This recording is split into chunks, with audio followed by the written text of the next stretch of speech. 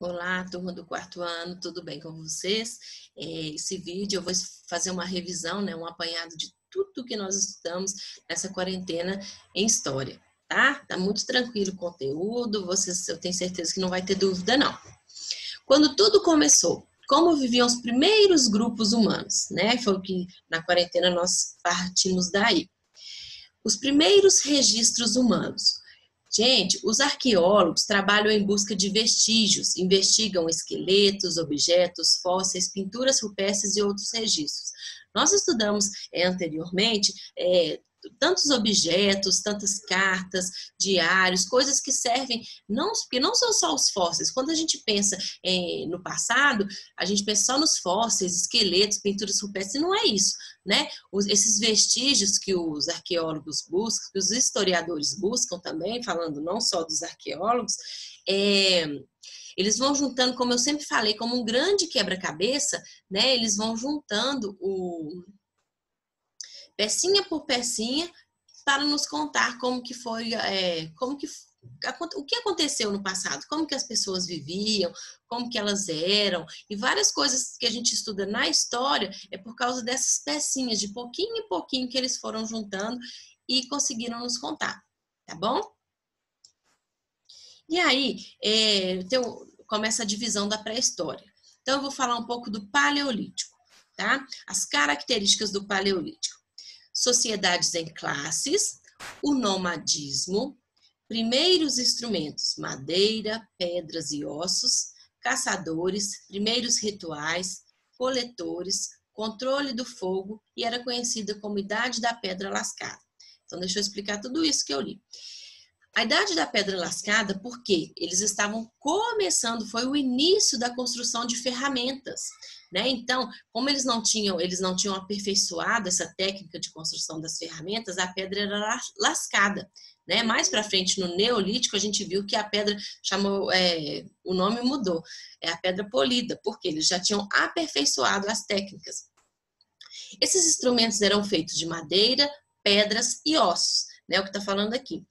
Eles eram nômades, né? Então eles viviam se deslocando de um lugar para o outro, não tinham uma moradia fixa, eram caçadores e coletores, né? Porque eles se alimentavam do quê? Do que a natureza oferecia, né? Então as frutas, os animais, por eles serem nômades, por eles ficarem se deslocando de um lugar para o outro, eles carregavam poucas coisas, né? O que eu dei o exemplo para vocês brincando. Como é que a gente vai carregar tudo que a gente tem na nossa casa uma vez por mês, por exemplo? Não dá. Então, eles carregavam poucas coisas, o que eles conseguiam mesmo carregar, né? E foi ali que teve o controle do fogo, né? Que o marco do período paleolítico foi a descoberta do fogo, né? Eles conseguirem não depender da natureza para que se obtivesse fogo, né? Então eles conseguiam fazer o fogo quando quisesse. Isso ajudava em quê? Para espantar animais, ajudava a cozinhar os alimentos, a se aquecer, né? Então isso serve para a gente até hoje, né? O principal seria isso. E aí temos aqui, período paleolítico, 7 milhões a 18 mil. Nomadismo, domínio do fogo, rudimentos de linguagem, então os primeiros esboços assim, de linguagem, né? A tentativa de fala, né? Começou aí. Rituais funerários, pintura rupestre e habitavam cavernas, né? Porque não tinham uma moradia fixa. Características econômicas, viviam da caça, pesca e coleta, fabricavam instrumentos de pedra lascada, emprego de ossos, madeiras e pedra na confecção de objetos. Eu já havia explicado no outro slide, né? Cenas de caça, como eu falei com vocês, eles faziam nas pinturas rupestres cenas de caça porque eles acreditavam que eles conseguiriam, né, sucesso na caça desenhando aquilo. Então, o sucesso para eles era muito importante isso, né? Eu vou caçar um mamute, que era um animal da época, que já não existe mais. Então, eles faziam esse desenho para que obtivesse sucesso, né? E um outro tipo de pintura rupestre, parece que é sei lá, uma festa, que está todo mundo com o braço para cima, comemorando, né? Então, passamos para o período Neolítico, Idade da Pedra Polida. Como eu falei, pedra polida por quê?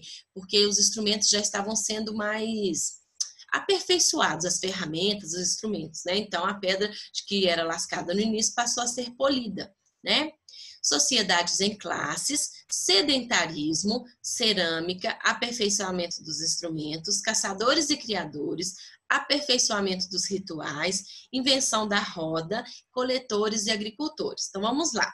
Sedentarismo por quê? Porque eles passaram a ter uma moradia fixa, né? Passaram a praticar agricultura, né? Para se alimentar. Então, não, como eles tinham que comer, eles não precisavam ficar se deslocando de um lugar para o outro, mas lembrando que essas plantações nem sempre foram bem sucedidas, né? Então, às vezes, eles chegavam até a passar fome, porque dependia do clima, da temperatura, das chuvas, né? E a partir do momento que eles começaram a aperfeiçoar, né, os instrumentos, aperfeiçoar as técnicas de agricultura, eles passaram a produzir objetos de cerâmica, potes de cerâmica, para quê? Para poder armazenar esse alimento que sobrava. Então, aquilo podia ser guardado para um ano seguinte, né, e eles não iam passar mais fome. Eles continuavam caçando, apesar, né, de praticar agricultura, criadores de instrumentos, de técnicas de agricultura, né? Aperfeiçoamento dos instrumentos que eu falei, que, né, a pedra que era lascada passou a ser polida, certo? Acho que é isso, o mais importante que a gente precisa saber. Depois, neolítico, características econômicas, agricultura, domesticação de animais, né, já que eles tinham moradia fixa, podiam domesticar os animais, confecção de teares simples, cordas, tecidos e redes trançadas, né, como eu falei, o aperfeiçoamento de técnicas, essa é uma delas, cerâmicas para armazenar alimentos, construção de barcos. Aí tem aí a cerâmica, né, um exemplo aqui da cerâmica, principalmente potes, né, para armazenar. E tem também a idade dos metais, né? Quando eles descobriram a metalurgia, isso foi uma verdadeira revolução, porque a metalurgia proporciona que eles fabricassem instrumentos que ajudassem na caça, na agricultura, no próprio dia a dia, né? Transição para a história, idade dos metais. Primeiras cidades, metalurgia, cobre, bronze e ferro. Os primeiros registros escritos, classes sociais, comércio, estado e civilização, né? Como a gente viu, a partir do momento que eles passam a ser sedentários, passam a praticar agricultura, passam a armazenar alimentos, eles passaram também a praticar o comércio, né? O comércio, primeiramente a troca de produtos, né? Isso vai aproximando as pessoas, trazendo mais pessoas, aí foram criadas, então, as cidades, né? Depois os estados. Idade dos metais, produção econômica, domínio da técnica de fundição. Fundição é quando a gente derrete o metal para fazer alguma ferramenta, algum objeto, né? Emprego de cobre, bronze, ferro e outros metais. Avanço técnico na agricultura, transporte e indústria. Confecção de armas, utensílios e instrumentos de trabalho, arado, capacetes, espadas, taças, né? Então, eles foram aprimorando cada vez mais a metalurgia, né? A criação de vários instrumentos. Troca de mercadorias. Então, o início do comércio foi aí, a troca, né? Cultura, vida urbana, agrícola e pastoril. Sociedade estratificada. Surgimento do Estado e da religião com instituições de domínio definidas, invenção da escrita e surgimento das primeiras cidades, né? Como eu falei, a partir do momento que se tem o comércio, isso atrai muitas pessoas, né? O comércio inicialmente com trocas, isso atrai muitas pessoas e acaba tendo a formação das cidades. Desbravadores do passado, os primeiros habitantes do território brasileiro. Então, essa é outra parte do nosso livro. A maioria dos historiadores e arqueólogos estimam que o ser humano tenha chegado no território que hoje chamamos de Brasil há cerca de 12 mil anos atrás. Outros, no entanto, afirmam que essa chegada foi há muito mais tempo, cerca de 50 mil anos. Gente, os historiadores e os arqueólogos não param seus estudos, então, por isso, né, eles descobrem uma coisa, vão juntando uma informação aqui, outra ali, e vão construindo a história. Então, por isso que tem pessoas que acreditam numa determinada teoria, outras que acreditam em outros. Os primeiros habitantes do Brasil eram caçadores e coletores. Viviam da caça de animais pequenos, como os veados e as emas, e da coleta de frutos. Para isso, precisavam se mudar constantemente, ou seja, eram nômades. É o que eu já expliquei o que é o nomadismo, que é não ter a residência fixa. Pessoal, estudamos também sobre Luzia, o fóssil humano mais antigo do Brasil.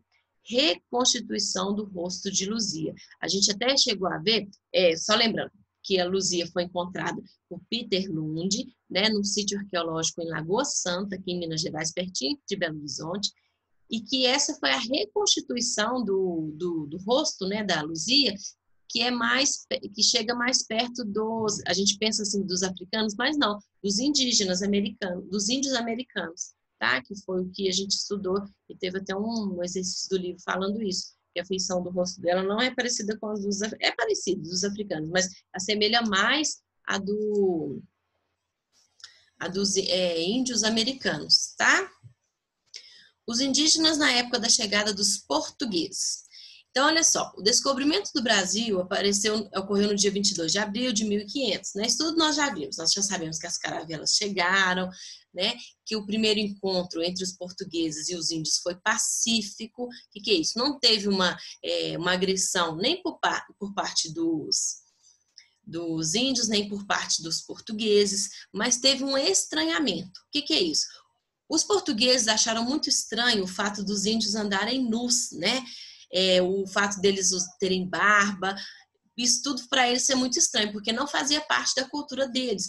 E, em contrapartida, os índios a mesma coisa, aquelas roupas pesadas, né? Roupas quentes, porque o clima do Brasil é muito tropical, um clima quente, mas como eles vieram da Europa, os portugueses, a roupa estava adequada para o clima da Europa, não estava adequada aqui para o Brasil.